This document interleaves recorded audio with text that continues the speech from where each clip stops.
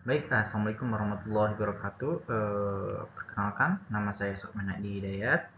Di sini saya akan mempresentasikan sebuah perkembangan teknologi pada bidang bisnis dari industri 1.0 hingga saat ini, which is 4.0 gitu. Nah, presentasi ini untuk memenuhi tugas ujian akhir semester mata kuliah pengantar sistem informasi bisnis. Mungkin langsung saja kita ke materinya. Nah, berbicara mengenai perkembangan teknologi, terdapat istilah revolusi industri. Nah, apa sih revolusi industri itu? Revolusi industri merupakan perubahan besar-besaran dalam cara manusia mengolah sumber daya untuk memproduksi barang. Revolusi ini mengubah sistem produksi dari sebelumnya tradisional menggunakan tangan menjadi menggunakan mesin. Nah, dalam perjalanan sejarah manusia, revolusi industri menjadi salah satu tonggak perubahan besar yang mengubah cara manusia bekerja, berbisnis, dan berinteraksi dengan teknologi.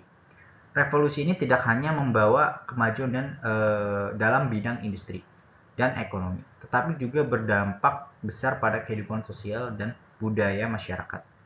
Nah, sejak revolusi industri 1.0 yang dimulai pada akhir abad ke-18 dengan mekanisasi produksi menggunakan mesin uap, dunia telah mengalami transformasi yang luar biasa. Perkembangan ini terus berlanjut dengan revolusi industri 2.0, di mana tenaga listrik dan jalur perakitan meningkatkan efisiensi produk secara massal. Nah, memasuki era digital, revolusi industri 3.0 memperkenalkan komputer dan otomatisasi yang kemudian berkembang pesat hingga saat ini. Dalam revolusi industri 4.0, di mana teknologi seperti kecerdasan buatan, Internet of Things, Big Data, dan cloud computing memainkan peran penting dalam berbagai aspek kehidupan. Nah, transformasi ini telah mengubah dunia bisnis, pendidikan, pemerintahan, hingga cara kita berkomunikasi dalam kehidupan sehari-hari. Inovasi-inovasi terus muncul membawa peluang sekaligus tantangan bagi individu, perusahaan, dan negara untuk terus beradaptasi. Nah, dalam pembahasan ini kita akan mengeksplorasi bagaimana setiap tahapan revolusi industri telah mempengaruhi peradaban manusia. Kita membahas dampaknya terhadap berbagai sektor serta bagaimana kita dapat mempersiapkan diri menghadapi perkembangan teknologi di masa depan. Oke, berikutnya kita akan lanjut membahas tentang industri 1.0. Nah, revolusi industri 1.0 yang dimulai pada abad ke-18 ditandai dengan mekanisasi produksi menggunakan tenaga air dan uap. Pada masa itu manusia mulai membuat mesin-mesin dengan mekanisme sederhana yang mampu membuat produksi atau bisnis mereka.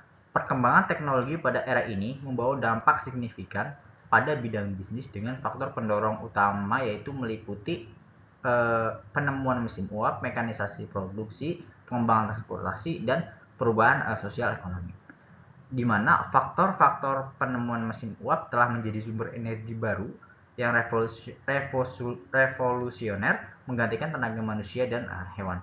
Penemuan ini memungkinkan produksi massal dan meningkatkan efisiensi secara signifikan.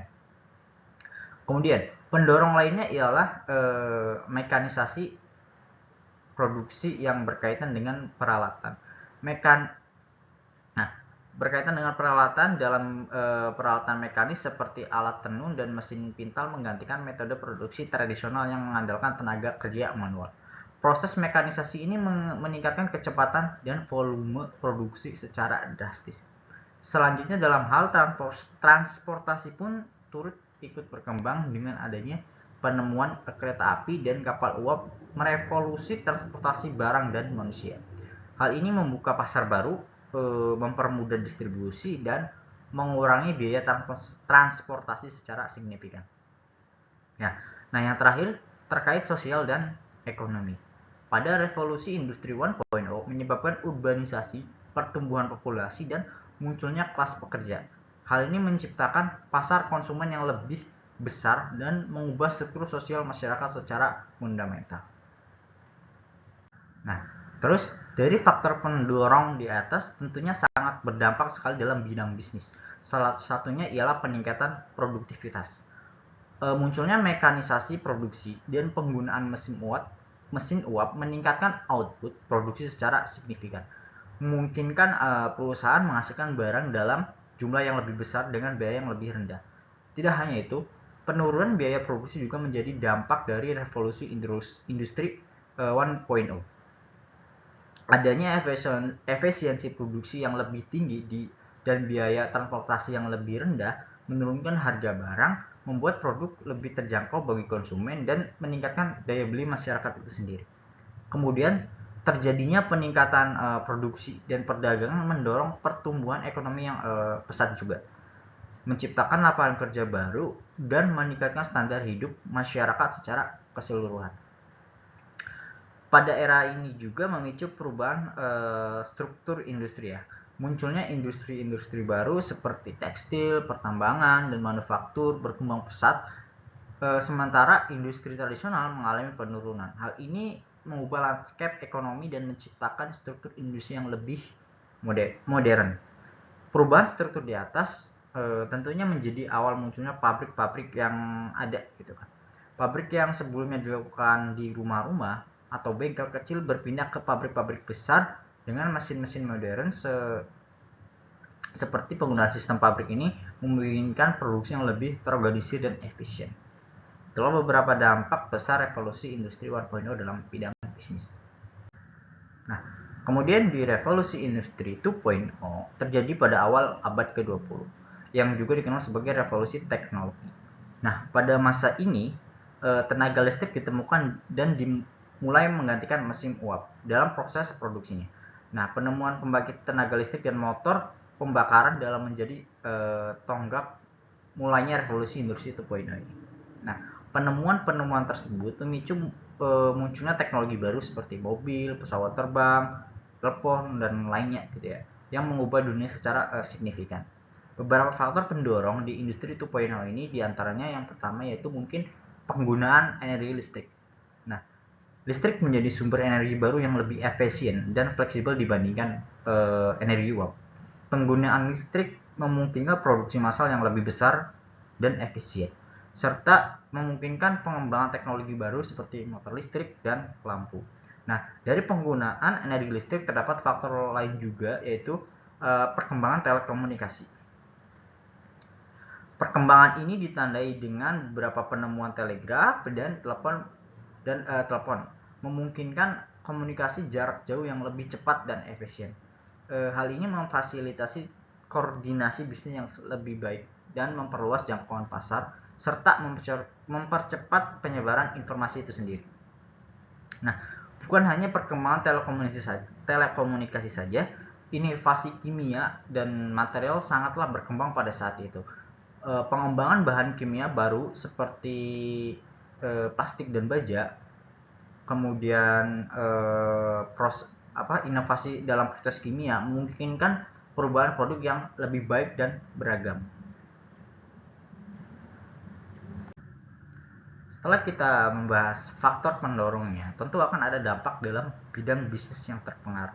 Nah, bidang bisnis yang terpengaruh yang pertama ialah adanya peningkatan efisiensi dan produktivitas. Hal ini karena adanya penggunaan listrik dan produksi massal yang meningkatkan efisiensi dalam produktivitas itu sendiri. Nah, secara signifikan gitu. Kemudian juga perusahaan dapat menghasilkan barang dalam jumlah yang lebih besar dengan biaya yang lebih rendah. Kemudian meningkatkan keuntungan dan daya saing juga gitu. Yang kedua, terjadi perluasan pasar juga nih ya. Salah satu alasannya ya adanya perkembangan telekomunikasi dan transportasi yang memungkinkan perusahaan untuk memperluas jangkauan pasar mereka. Produk dapat didistribusikan ke wilayah yang lebih luas, meningkatkan penjualan dan pangsa pasar itu sendiri. Nah, selanjutnya munculnya industri baru menjadi dampak dari adanya inovasi dalam kimia dan material gitu ya, seperti industri petrokimia, farmasi, dan industri otomotif. Industri-industri ini menciptakan lapangan kerja baru dan mendorong pertumbuhan ekonomi di suatu wilayah. Nah, masih pada abad 20, tepatnya di tahun 1970-an, barulah era industri 3.0 muncul. Pada masa ini, komputer dan teknologi digital mulai berkembang pesat dan digunakan dalam proses produksi. Penggunaan komputer memungkinkan otomatisasi lebih lanjut dalam industri, di mana mesin-mesin dapat diprogram untuk melakukan tugas-tugas yang kompleks tanpa bantuan manusia itu sendiri. Nah, terdapat beberapa faktor pendorong juga di masa ini, diantaranya ialah perkembangan komputasi dan otomatisasi. Nah, perangkat seperti komputer, internet, dan perangkat lunak menjadi tulang punggung industri 3.0 ini.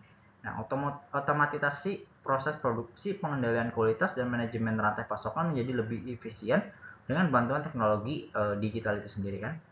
Nah, tidak hanya perkembangan komputasi saja, melainkan munculnya internet dan konektivitas menjadi salah satu pendorong di era ini gitu. Internet memungkinkan konektivitas global dan akses informasi tanpa batas.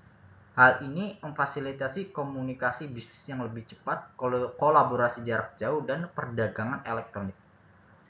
Kemudian, dari perkembangan data dan analitik ikut muncul dalam era ini.